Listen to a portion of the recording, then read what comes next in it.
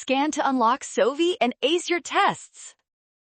Limits can be tricky, but we will solve this specific problem together in just 3 easy steps to find the right answer very quickly.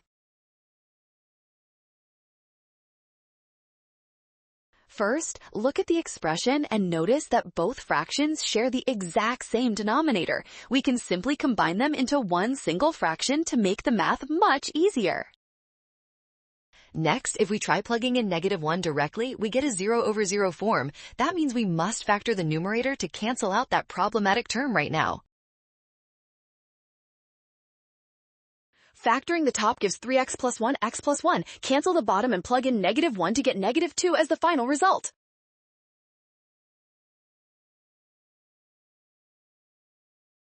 Well done! Option A is correct. Scan the code to learn with Sovi. Watch signs and check steps carefully for success.